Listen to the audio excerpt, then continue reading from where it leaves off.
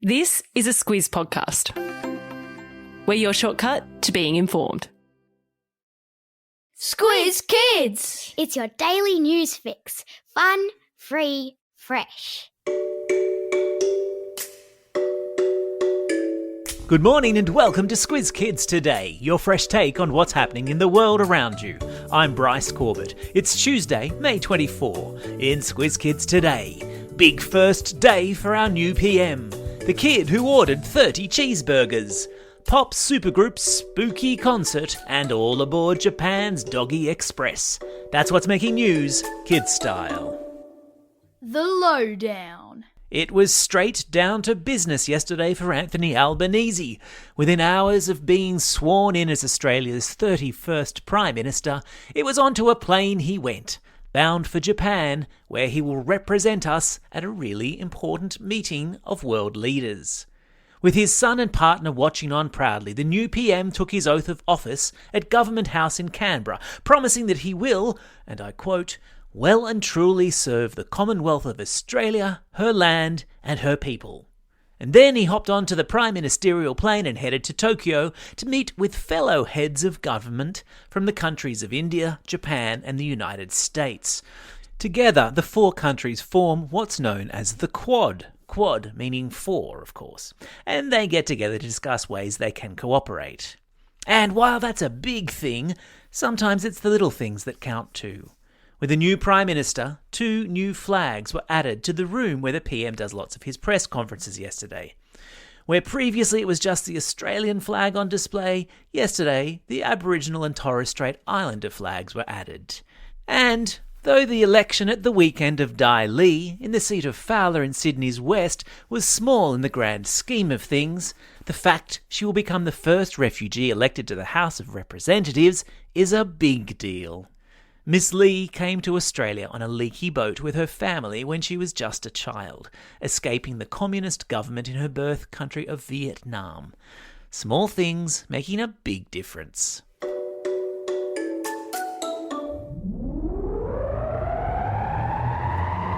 Spin the globe. Each day we give the world globe a spin and find a news story from wherever it stops. And today we've landed in the American state of Texas. Now, there's a saying in America that everything's bigger in Texas, and apparently that goes for one Texas toddler's appetite. The other day, 2-year-old Barrett Golden ordered himself 31 home delivery cheeseburgers on his mum's phone. When the car pulled up in the driveway, Barrett's mum assumed there had been a mistake because no one in their family even likes cheeseburgers. But then she checked her phone and realised what must have happened. She had given it to Barrett to play with while she was working, and he had gotten onto the food order app and ordered home delivery cheeseburgers 31 times. It all has a happy ending though. After his mum's Facebook post offering free cheeseburgers went viral, McDonald's got in touch with Barrett and his parents and invited him to come and have some chicken nuggets, which he does like. Oh, and if you're wondering how big Texas really is, I've put a link in your episode notes. Animal Kingdom. All aboard the Puppy Express. That was the cry that went out across Tokyo in Japan at the weekend after the country's railway authorities allowed dogs to ride in the carriages with humans for the first time ever. You've probably heard of the bullet trains in Japan, right? Trains that travel at speeds of up to 500 kilometers an hour. Well, one bullet train out of Tokyo on Saturday was packed with puppies, as rules were relaxed for a day on where dogs could travel. Usually poochers would have to spend a train trip inside a carrier, which is frankly not unreasonable if you ask me, but to the delight of many Japanese dog owners, for this one day they were allowed to sit on the seats next to their owners. And because the Japanese are what you might call fastidious about cleanliness and hygiene, which is to say it's very important to them, all the seats in the train were covered with plastic. Because, well, travelling at such high speeds, it's only normal for a dog to do a little excitement wee. I've stuck a link to photos of the Doggy Express in today's episode notes. You're welcome.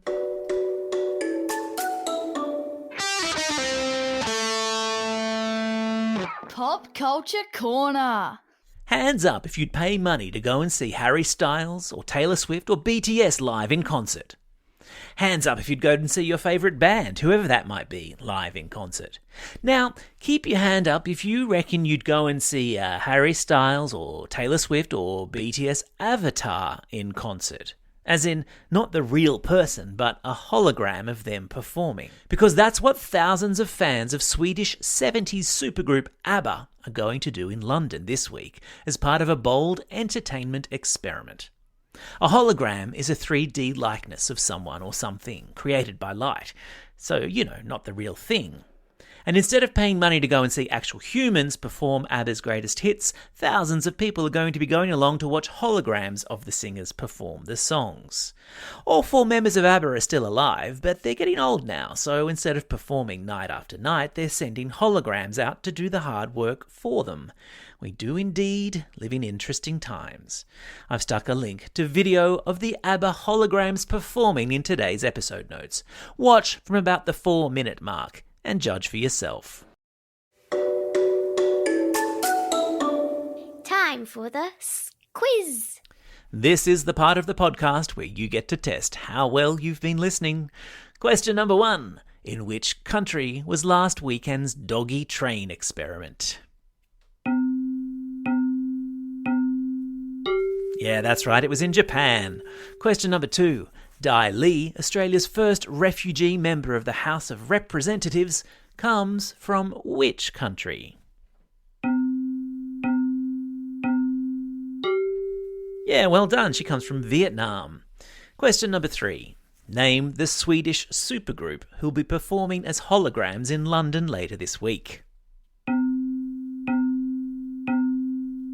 Yeah, you got it, it's ABBA.